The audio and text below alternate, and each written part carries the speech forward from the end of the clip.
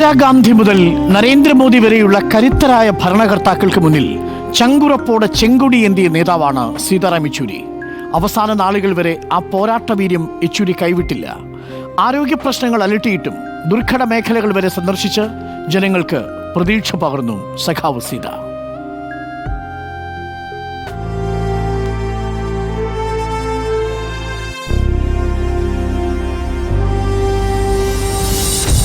അടിയന്തരാവസ്ഥ അവസാനിച്ച ഘട്ടത്തിൽ ഇന്ദിരാഗാന്ധിയെ തടഞ്ഞു നിർത്തി കുറ്റപത്രം വായിച്ചു കേൾപ്പിച്ച സീതാറാം യെച്ചൂരി എന്ന യുവനേതാവിൻ്റെ വീര്യം ഏവരും ഇപ്പോൾ ഓർമ്മിച്ചെടുക്കുകയാണ്.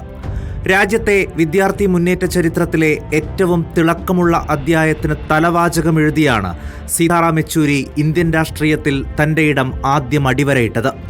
മോദി സർക്കാർ 2014 അധികാരത്തിൽ വന്ന ശേഷം നടപ്പാക്കിയ നോട്ട് നിരോധനം, പൗരത്വ ഭേദഗതി നിയമം, ജമ്മു കാശ്മീരിന്റെ പ്രത്യേക പദവി എടുത്തുകളയൽ, ഇലക്ട്രൽ ബോണ്ട് എന്നീ വിഷയങ്ങളിൽ സീതാറാം യെച്ചൂരി നടത്തിയ പോരാട്ടം ജനാധിപത്യ ഇന്ത്യയുടെ ചരിത്രത്തിൽ സുവർണലിപികളിൽ ആലേഖനം ചെയ്യപ്പെട്ടു കഴിഞ്ഞു.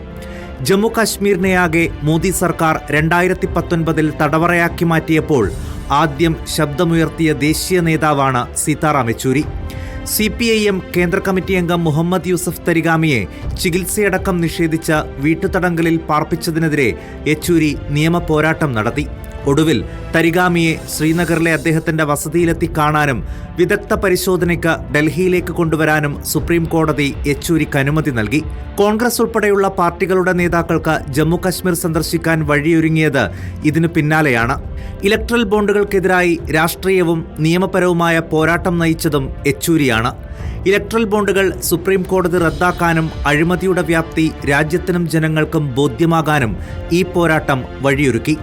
കലാപമുഖരിതമായ ഡൽഹിയിലേക്കും മണിപ്പൂരിലേക്കുമെല്ലാം യെച്ചൂരി എന്ന സമാധാനദൂതൻ എന്നും ഓടിയെത്തി ജനങ്ങൾക്ക് പ്രതീക്ഷ പകർന്നു.